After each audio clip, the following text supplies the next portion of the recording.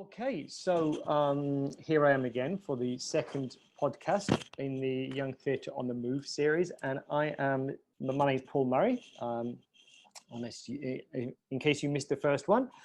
And the first one on the series was an introduction to the Young Theatre on the Move project, and speaking with one of our colleagues from Romania, just generally about improvisation and about theatre and how it fits into various things. And today we're going to go a little further north in Europe to Poland, to a sunny tropical Poland. So I'm delighted to welcome Kasia Michalska. Hi, Kasia. Hi, dzień dobry wszystkim. Witam wszystkich bardzo, bardzo serdecznie. This is how hello everyone sounds in my language, in Polish. Lovely, thank you very much. And I must remind everybody, which Kasia just beautifully did, that Kasia is speaking in at least her second language, and I'm speaking in my first language. So I have the distinct advantage here. But if for anybody who's heard me speak in my second language, Serbian, you'll be glad that I'm speaking in English. So, Kasia,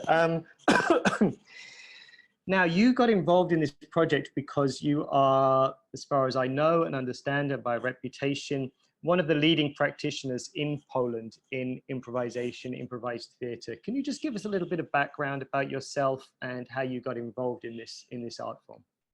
Mm-hmm. Okay, I met improv about 11 years ago. It wasn't a lot of improv in Poland. It was some, I don't know, 4 groups. It wasn't, they weren't professional groups. It was like a students group, something like that.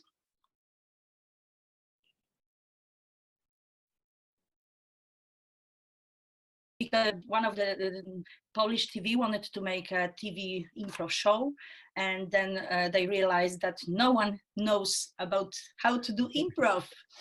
But I met my, for now, friend and colleague, Elckie Centrum. He was working in Berlin, and he showed me how to do this, and I met Przemek Buksiński from Lublin, and this is how I started. I was an actress. I finished film school in Łódź, but I always had something in my heart to doing something on the stage without anything. I just always liked it to be connected with the people. I played with the diploma play called Audition. It's a Polish author, Schaeffer, and he make a lot of how to air for the actors for improvisation. Yeah. And it was my diploma, and I really like it. So when I met improv, I just it was a natural home for you. Yes, and that's how I started. I just wrote a few emails to my colleagues from the film school, and I asked them if they want to meet improv and see what it is. And that's how we started. And I had my own group called Abovo Theatre Improv. It was for about 7 actors, professional actors. And a year after, we started a festival in Konstancin, when I live. We met, we invite very famous group from Canada, Uncalled For, Caitlin Howden and Andreas Yates, and they came here and they gave a first workshop in improv in Poland ever. Super. So that's how it starts. Wonderful. And since then, what's your involvement now, and how does the scene look now? Yeah, please tell me. I'm very curious. After 10 years, we have in every big city in Poland we have a festival, so which is great. Wow. And in Wow. every big city in Poland, there is a many group of improv. Wonderful. So this is how it worked. Yeah. It was Yeah. like a boom for improv. Hmm. Now I think improv is still growing up and growing. Uh-huh. Yes. I know that there are some classes in theater schools. It wasn't, so now it is. It's great for me. Yeah. So I think we didn't make a good TV show yet. Uh-huh. Okay. I hope Okay. so. That some producers will, because I think the problem is that the producers they can't believe that not famous actors can do it. So in Polish TV, they invited just celebrities, you know, just famous people to doing improv. Yes. And some kind of joke, but it's not. But it's not improv. Sorry, telephone call me. But it's not improv. Yes. Yes. Yes. Yes. I understand. I understand that. I think. Are you involved with your own group? No one knows how.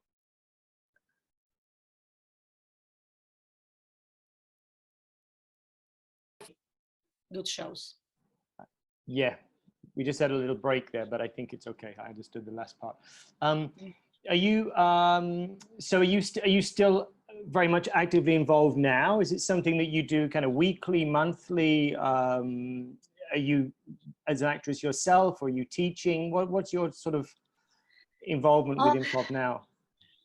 I was teaching kids, I was teaching teenagers, and after the young theater improv, after the place we meet, I had an idea to do some improv conference for the teachers, and I did it 2 years ago in Poland. It was the first event like that in Poland. We invite teachers and you know, people who were interested in improv in school.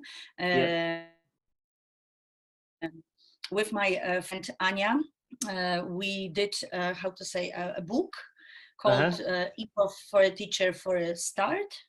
Super. And we did it. So and then we started to make some workshops for teachers. But you know, COVID came and changed everything.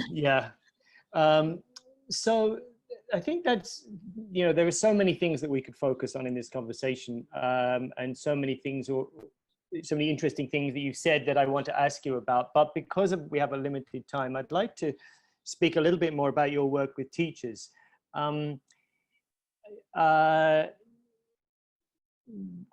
You did the workshops, you did the trainings with teachers. Was it as you thought it was going to be? Did the teachers respond as you thought they would? Did the teachers, what did they take from it? What was their feedback to you in the first place about what you did?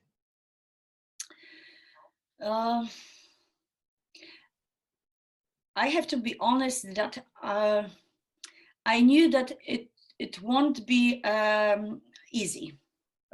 Because as an improviser, I know that there are some myths about people, and we know that there are two groups very difficult for teaching improv. There are actors, professionals, and teachers. And this is true. Right. This is true. But because I knew it, and this is the way I teach improv. You have to love the people you teach. First, they have to believe you, not, I mean, you have to love them, show them that you take care of them, persuade them to myself, and then to improv. And it's not easy, but when we started to make some workshops for the teachers, it were people who wanted to do it. So they, Okay. read about some workshops, improv. What is it? Some new. So they came because they were interested in. It okay, that's a help. Yeah. it was helpful. Yes. Yeah. And then it was after first hour is like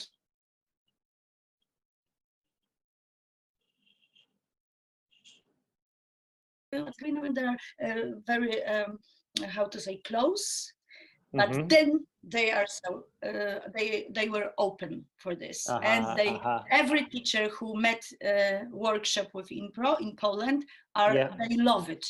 They said that it should be in school. We want to do this at school with the kids. That's amazing. That's amazing. And what do you think? What do you think that change is about? After that hour, what happens to people? What do they lose? What do they realize? What do they see that they didn't see before? What's that click? I know what you're talking about, but what do you put it down to?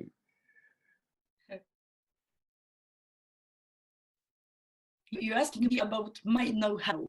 My know-how about improv for the teacher is that to tell them that just be careful of yourself and imagine that everything you feel, your kids will be feeling.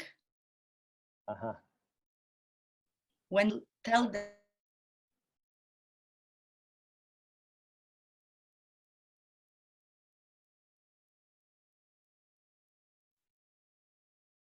so what happened in you. Sorry. We just had a break there. But, can you say can you say again? Sorry, we just had a break. So when you said about you said to the teachers, everything you feel, the kids will feel. Yeah, that from there, if you can.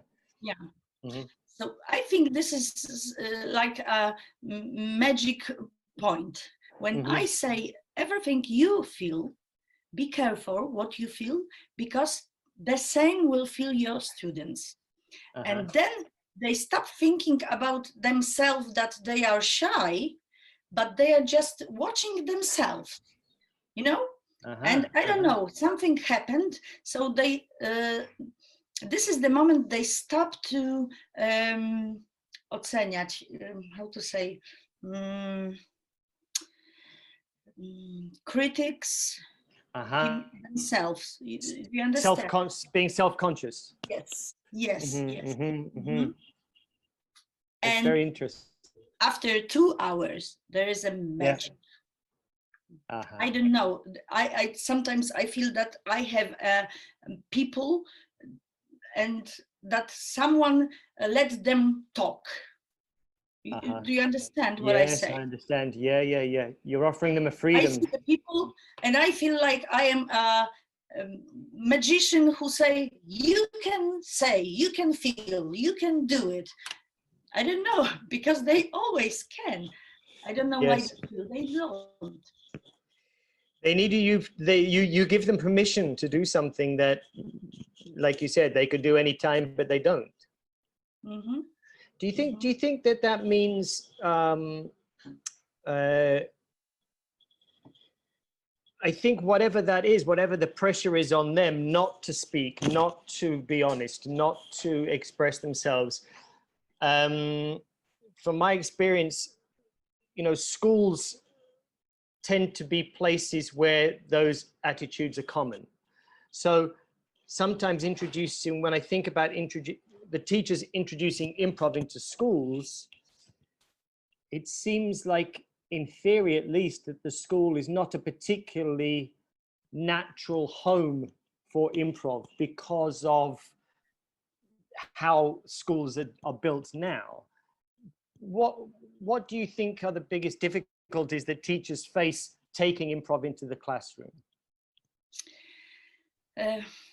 I say what I saw in Poland, what I see in Poland, because I have still 2 kids and they are at schools. We have a different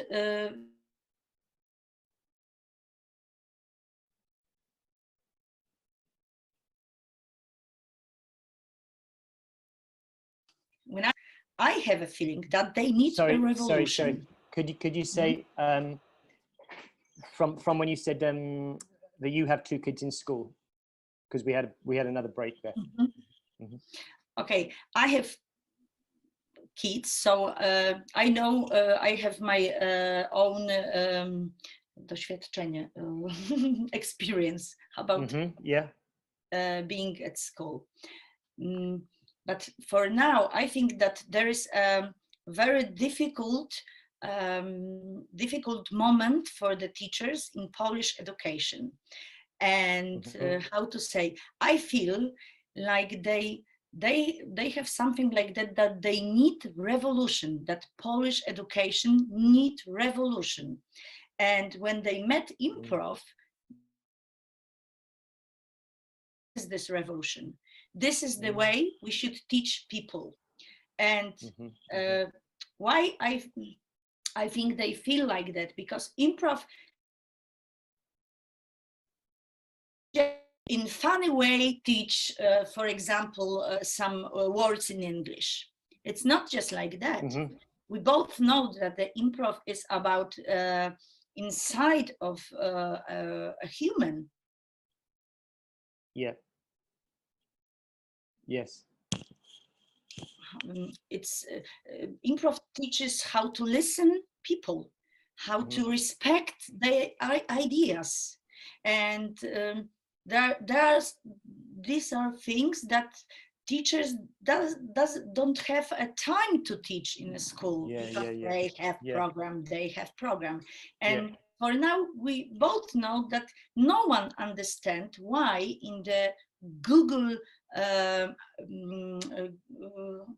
Google word, why we should teach about things that we just can ask our mobile. Well, I have to say, Kasia, I have to say that I had exactly this conversation word for word on Sunday at our family lunch with my father-in-law, who's an educator and a scientist, and he was agreeing with me. And I said this very point about because he'd read something. He was reading in the local newspaper. They put the some of the examples of the end of year tests that all the kids in Serbia have to do. And he said it was so depressing because, 25 out of 30 were just, what can you remember? And which is just mind destroying in terms of education is concerned. And so we ended up speaking about these very things, in a world where they can Google the answer to anything factual within 5 seconds. Why are we bothering? But what they can't Google is this experience that you were just talking about, this learning how to be with other people, learning how to listen, those kind of skills, which we know improv teaches you. And I think there's an increasing need for that. I mean, I think that as young people, as COVID has shown us, become more and more isolated from each other, their experiences of actually being in a room together doing anything is getting smaller and smaller and smaller. And if their only experience of being in a room together is listening to one teacher with supposed authority telling them something that they need to remember, we're missing a huge opportunity. But as you say, the word revolution, I think, is right, because in order for schools to go on this other path, oh my God, there are so many things that I think reform in some ways, is something we should welcome, but I think revolution is probably closer to the truth, as you said. My colleague, I mentioned him, Arek Ziętek, when he was on this event for the teachers, told me that Keith Johnston said that put improv in school is like to put, just a second, put a stick to the river, If you would like to turn off the river, it's very hard. and it will be very difficult to do it. But I think that everyone feels that school is not just for take some knowledge, but knowledge, you know which knowledge, but it's a knowledge about human being is needed, especially for the kids for now, because they know nothing about that, how they work inside. You know, there is so many things we know about the inside kid. You know, I don't know how to explain. You know, inside baby in you. Yes. So we have to take care of this, and improv is about this. Yes. To be acceptful for myself. I am the best way I can be. I don't need to be, I don't know, someone who I'm not. I am the best way I should be in this world. Yes. And I think that it's extraordinary, really, that actually, you know, wherever improv came from, whatever it was first used for, if it was used for to make theatre as a way of creating ideas for actors, if that's what it was, it's amazing that actually it is such a resource for this kind of human development as we and learning as we know it to be, because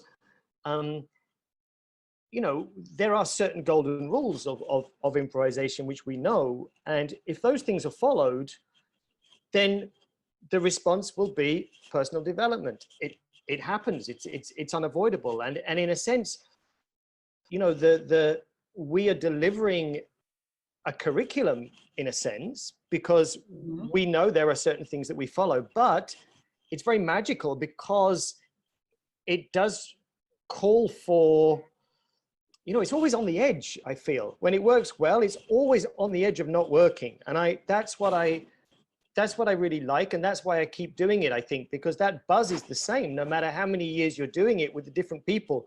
You still want to be on that edge where everything is alive, you know, where you don't know if it's going to work, where they don't know if it's going to work. You don't know what's going to come out of your mouth next. You don't know, that place of not knowing. I think you said that right at the beginning when you were saying you're a young actress and you actually wanted to be in a place of not knowing. What's that place? What's the attraction of that place for you? Of really being in that, because you're an expert in this, and as I am, but you know, really being in that place where you're a bit scared, where you're really don't know, where you're really on the edge. What's the attraction of that for you? I have to be honest. I am in a therapy since 2 years, and it's funny for me because I was teaching people to be here and now. Because sorry. We have to pause. We have to pause back. Sorry about that. Okay, can you remember that thought? Because I was looking forward to hearing it. Yes. You were asking me about the place that I don't know nothing. Yes, yeah. Okay, so I said that I need to be honest, because since 2 years I'm in therapy. I finished this therapy for now, but it was a good experience for me because I was teaching improv and I was teaching people how to be here and now. But now I know more deeper why it's so important in life, not just on the stage. You know, I said a lot of philosophy about to being here and now when I was doing improv. Yes. But now I understood that we live in a world that this is the universal know-how how to live and be happy. Yes. Because we can't change a past. We don't know the future. I don't know what will happen in 10 minutes, for example. I don't know. Yes. I can die. I can. Yes. And I can change. And this is 30 minutes ago. It's just a past. I can't change it. So this is, I understood on this therapy why this is so important. And improv gives you an opportunity to, in funny and very safe